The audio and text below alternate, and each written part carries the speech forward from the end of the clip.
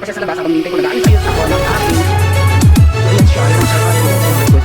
Alam mo parang shadow, hindi pwede yung salamat sa panonood at goodbye.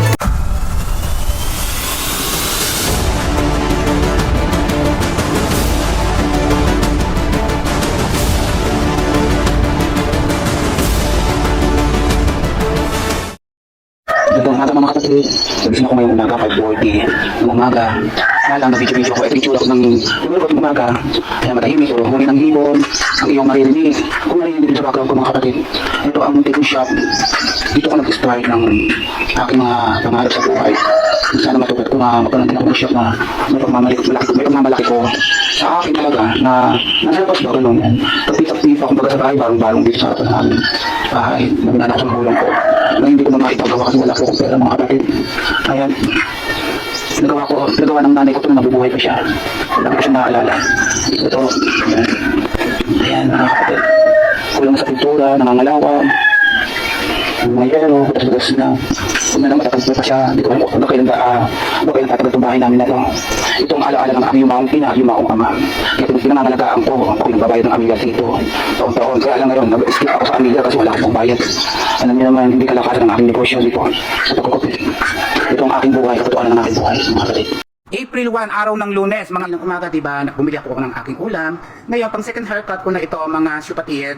Eto, nagyoyosi pa siya sa labas habang hinihintay ko. Nag-aayos-ayos ako ng aking mga gamit para sa gugupitan ko. Faded V-shape daw ang kanyang gusto. So, wait lang ako sa kanya niyan. Ayan, mga syupatid, hindi nyo nakikita, no? Ayan, nasa harapan ako ng aking salamin. May kahon kasi yan sa baba. Nilalabas ko yung aking mga gamit na gagamitin ko. Every day, as in araw-araw, ganyan ang aking fed.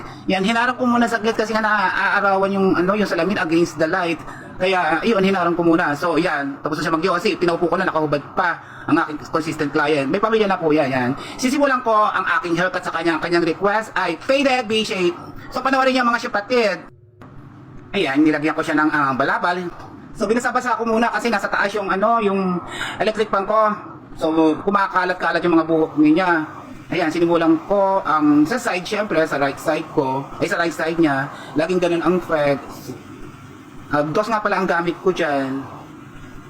So, iyan siya. Ayan ang haircut ko everyday.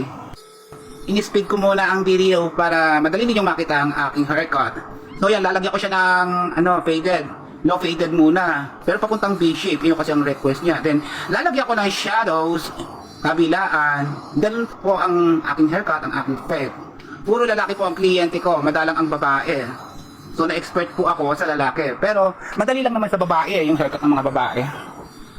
Nakaka-enjoy naman yung pag-haircut eh. Basta't fashion mo at may hilig ka sa haircut, ganun. Kanya-kanyang hilig lang ng tao yan. So, eto na talaga ang aking hanap buhay. Matagal na, may higit ng 10 taon. So, siyempre, uulitin ko, namasukan ako, nag-training ako, no? Bago ako nag-stay muna dito sa aking shop. Hindi pwede yung experience lang. Kailangan mag-aral ka rin ng pag-haircut. Lahat. Pinag-aralan ko yung reband, kulay, kulot, etc. Lahat-lahat na pinag-aralan ko. Pero dito ako tumutok sa haircut kasi ang haircut kasi, everyday yan. Unlike yung ibang major services, yung mga reband, kulay. So, madalang lang po yun. So, dito ako nag-concentrate sa pag-haircut. So, na-try yung mga trending haircut. Gustong-gusto ng mga kabataan. Ganon, di po ba? So, kung pupunta kayo dito sa Kulis, yung mga taga-Hermosa, dito lang po yan, malapit sa, Eskinita. Inuulit ko, 100 pesos lang po ang aking haircut. Napakamura.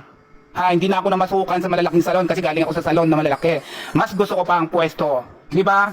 Sino nakaka-relate dyan? Mga barbero, mga hairdresser, o yung mga bakla. Di ba? Mas maganda yung dito, ka lang, magsosolo ka lang. Yung ate ko, nagtayo rin siya ng sarili niyang salon. Sa Olongo po naman yon. Pero, syempre gusto ko pumasok din sa ate ko. Kaya lang, sayang naman yung mga taon na inilagi ko dito sa pwesto ko. Kasi nakaipon na ako ng maraming customer ko dito. Babae, lalaki ang ginugupitan ko. Bata, matanda. Ganun po, mga kapatid. Tapos, yung pamangkin ko, yung anak ng ate ko na pangalawang panganay, nagtayo naman siya ng barbershop. Ay, napakaganda ng kanilang mga shop, yung barbershop ng pamangkin ko. Ang pangalan nun, Urban Shave, o pinopromote ko. Sa Olongo po yon. Di pa ako nakapunta doon, pero yung salon ng ate ko, Passion Touch naman, nakapunta na ako doon. So, yung parlor, o salon ng ate ko, Passion Touch. Yung sa pamangkin ko kay Budik, Urban Shave. Mura lang doon, 250 pesos. Sa akin, 100. Sa ate ko naman yung haircut doon, 150.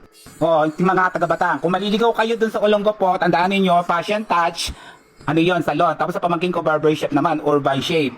Oh, mga kapatid, maraming salamat sa panonood ninyo sa aking haircut, ha. Ito, syempre, walang pangalan, basta Yuki's Haircut. Yun lang ang pangalan ng shop ko dito. Nasa Eskinita to, dito sa may tabi ng elementary school, konting lakad lang. Ha? Salamat sa panonood, ha. Good vibes.